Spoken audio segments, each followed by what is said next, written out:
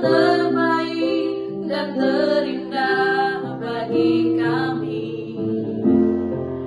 Kau memberkati kehidupan kami, melimpah dengan kasih dan anugerah. Kami dan seisi rumah kami bersehati untuk terus memuji, menyembah-Mu, Yesus Tuhan, hingga akhir, bahkan sampai keturunan kami. Hidup kami milik-Mu ya Tuhan.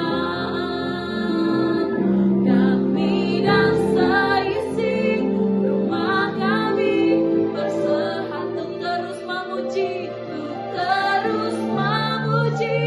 menyembah-Mu, Yesus Tuhan, hingga akhir, bahkan sampai keturunan kami.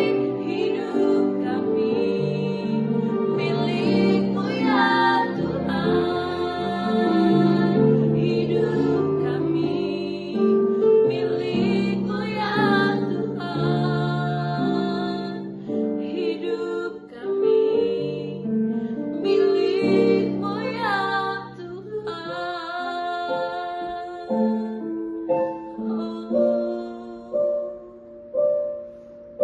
Benar Tuhan Yesus, hidup kami ini milik Tuhan. Sebab itu kami dan seisi rumah kami mau memilih setia kepada Tuhan, mau menyembah Engkau selama-lamanya ya Tuhan sebagai Tuhan dan Juru Selamat kami. Terima kasih Tuhan Yesus, kami sungguh bersyukur kami ada bersama-sama dengan keluarga saat ini Tuhan.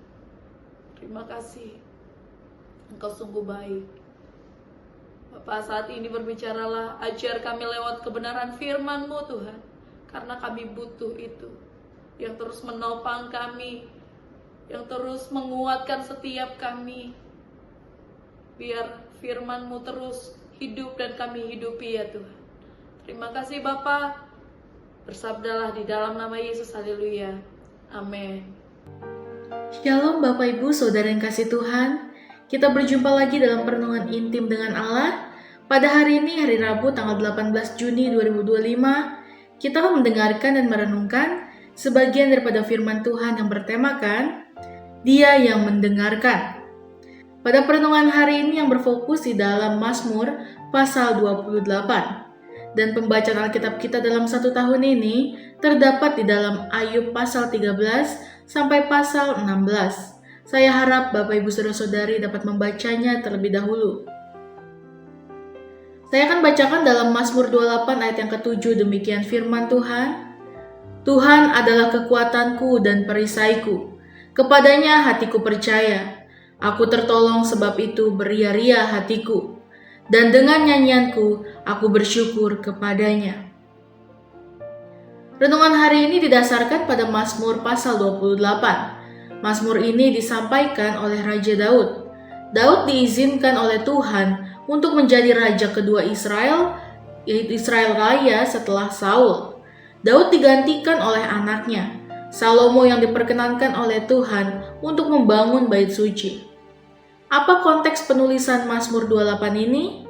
Ketika ia sedang menghadapi pemberontakan anaknya sendiri bernama Absalom, saat itu Daud meninggalkan istana kerajaan karena kehidupannya diancam oleh Absalom dan kelompoknya. Dalam keadaan seperti itulah Daud menyampaikan beberapa pokok penting yang patut dipelajari pada saat hari ini. Yang pertama, tanpa perhatian Tuhan, setiap manusia sama seperti orang-orang yang telah berada dalam kuburan, dalam ayat 1 sampai yang kedua. Allah mencipta manusia karena kasih-Nya. Allah menghembuskan roh-Nya kepada manusia karena kasih-Nya. Karena hembusan roh itulah yang menyebabkan manusia menjadi makhluk yang hidup. Perhatian Tuhan yang paling besar pertama kepada manusia ialah hembusan roh-Nya yang menyebabkan manusia menjadi hidup.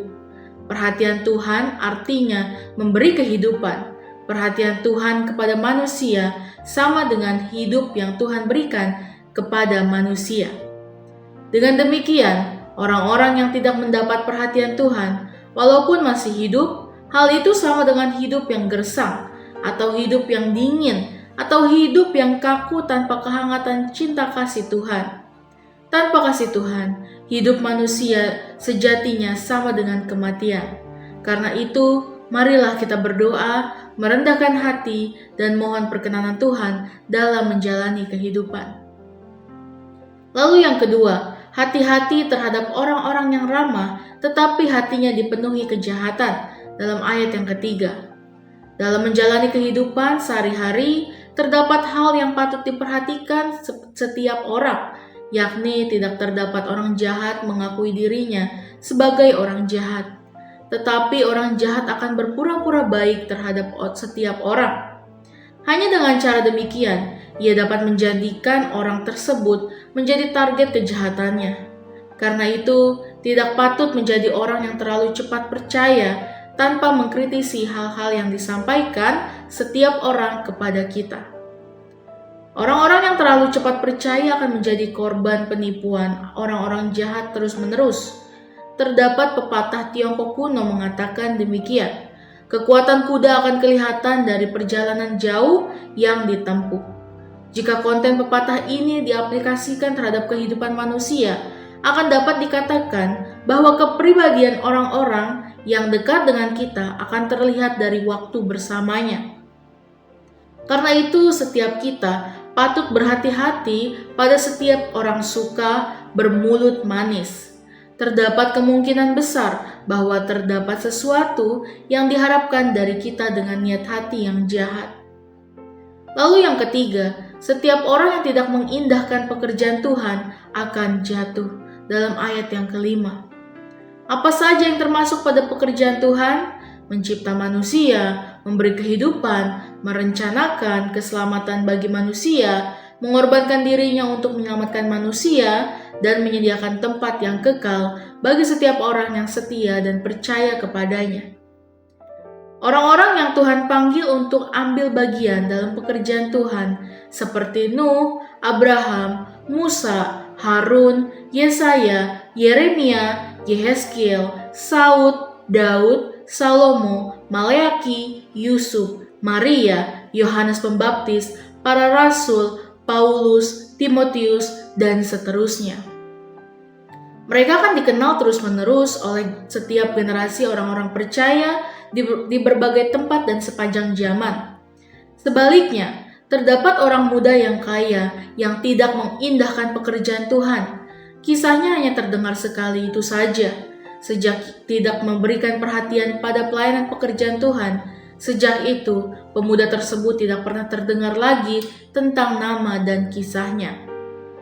Lalu yang keenam, setiap orang yang mengandalkan Tuhan, hatinya akan beria-ria, dalam ayat 6 sampai yang ke-7. Kehidupan yang memiliki kegembiraan, sukacita, dan damai sejahtera adalah akibat hidup yang berpusat pada Tuhan.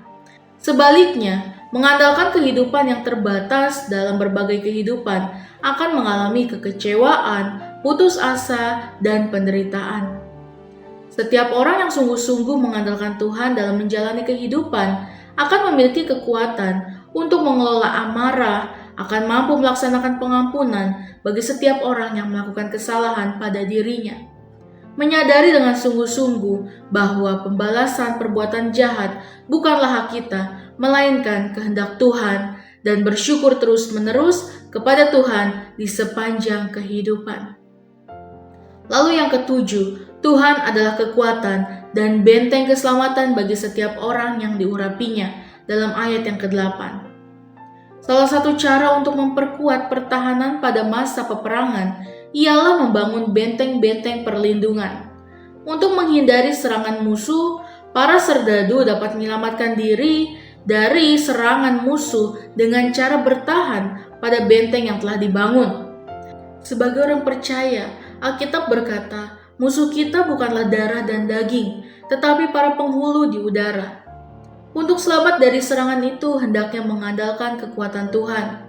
Dengan kebangkitannya dari kematian, Yesus Kristus telah memproklamirkan kekuatannya di surga, bumi, dan alam semesta. Tidak terdapat kekuatan manapun yang dapat mengalahkan kuasa Tuhan. Semua kekuatan telah tunduk pada kuasa Tuhan sampai selama-lamanya. Tidak terdapat anasir manapun yang berani menghadapi kuasa Tuhan.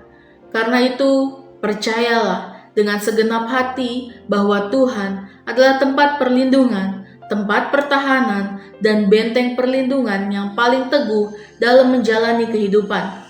Setiap orang yang menyediakan dirinya menjadi milik Tuhan akan memiliki kekuatan dan keselamatan yang kekal. Dalam ayat yang ke-9. Mari sama-sama kita berdoa.